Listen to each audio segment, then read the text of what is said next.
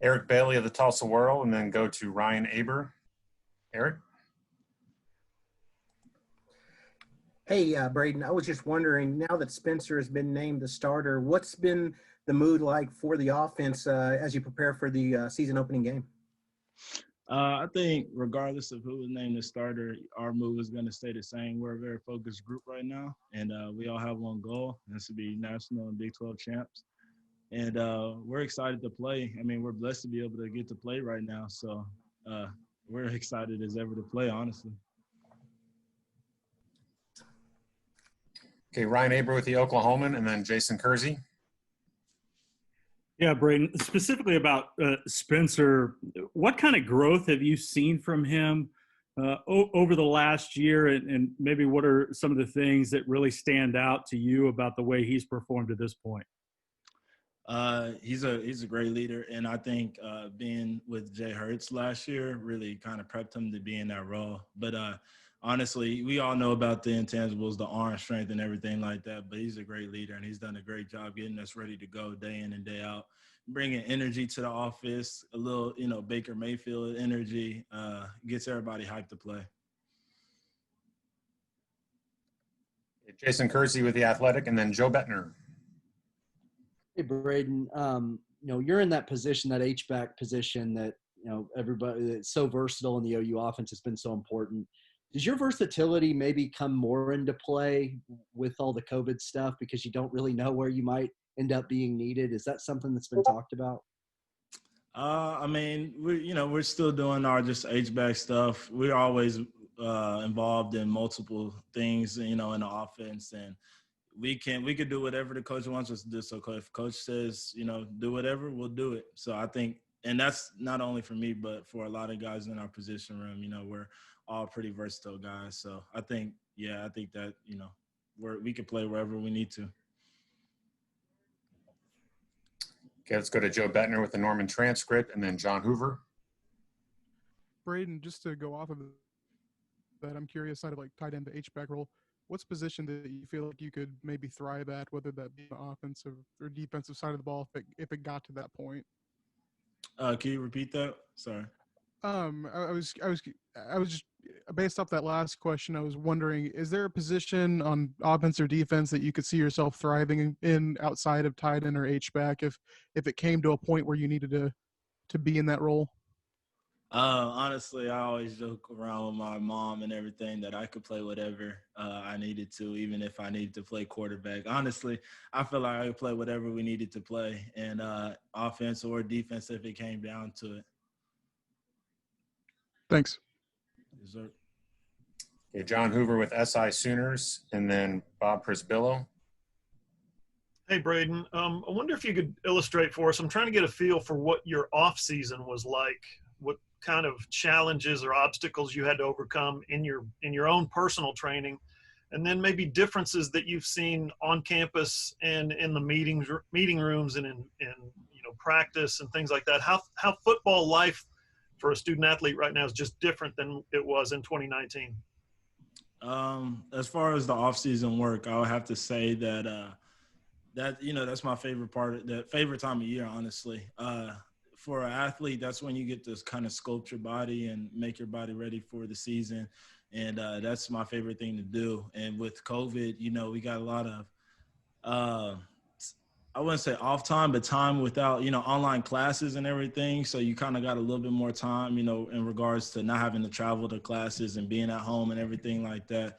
So I took it, upon myself to get more reps and more workouts and everything like that. And as far as changes in regards to COVID, we're doing, during the quarantine, we did a lot of virtual meetings. We did them every day, and we got a lot of good work off of that. Young guys got to get exposed to the offense early. It's a little different walking around with mask all day, but that's just part of the deal. But other than that, there's a few tweaks, but other than that, it's business as usual, pay attention to the details, and we'll be ready to roll in a couple days. Great. Thanks. Appreciate it. Thank you. Okay, Bob Prisbillo with Sooner Scoop, and then Garen Emig. Yeah, Brayden, in the second half of the season, you really start to find your groove. Was there any particular reason as to why the light bulb clicked then, or was it just you started to grow more comfortable with everything?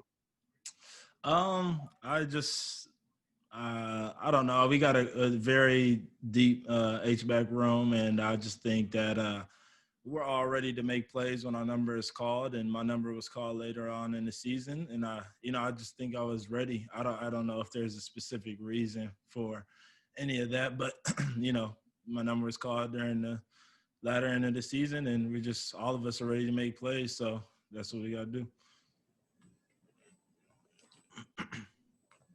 Okay, we'll go to Garen Emig of the Tulsa World, and then Brandon Drum.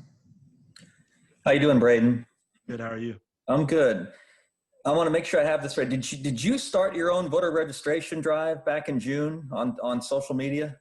Yeah. So we had since I was in my hometown of Fort Worth, I started one intentionally thinking that we're gonna move it over to Norman, which we're still trying to figure things out with that. But I just, at the time, since we were all quarantined and everything, I just made it possible where people knew how to go online and vote and be able to get ballots and send them in and everything like that. Just kind of the steps of everything. And I put it on social media. And then, we want to take more steps, but with the season getting closer and, COVID going around and everything like that, it's probably going to have to we're going to have to look at it a different angle, but yeah, I did. Yes, sir. Real quick, what prompted you to do that? A lot of times speaking just in general with youth and people of my race don't know a lot about voting as far as when most of my youth think of voting, they think about presidency and everything like that. Yeah. Well, we're talking about, municipal and everything. We're talking about all types of voting. So I just wanted to kind of get some knowledge out to my community about voting and, regardless of whoever you vote for, I don't care. I just wanted to make sure that what is going on and how your voice can be heard. Okay, very cool. Thanks. Good luck with that. Thank you. Okay, I'm going to make a slight change of the order here. I see James is back from a commercial break briefly. James, Hale, do you have a question? Hey, Mike, thank you. I appreciate it. Nick, how's it going? Brayden, how's it going? Brayden, you played a new position last year, and I'm curious how much you've grown since then. How do you feel about it? How do you feel things are moving forward for you? Yes, I felt like last year I was pretty comfortable in the position, but coming back after a year of being in it, a year of, training and everything like that, I feel like I'm even more comfortable. I feel like I am actually ready to go. And it's crazy to say that because, like I said, I felt comfortable at first. But after a year after a year of everything, now I feel really confident in my abilities, and I've had time to work on it. I've had time to, study the details of the offense and everything, and even learn, about defenses and everything like that. So I feel super confident right now. Thanks. Yes, sir.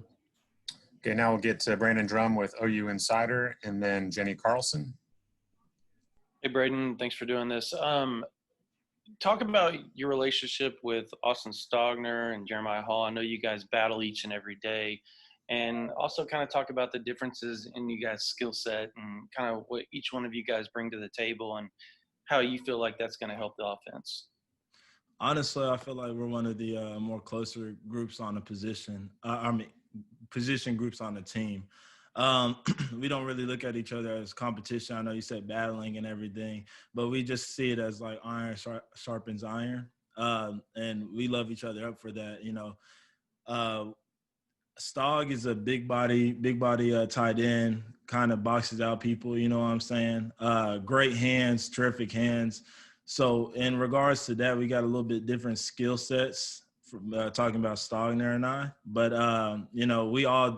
we all can do everything that each other can do.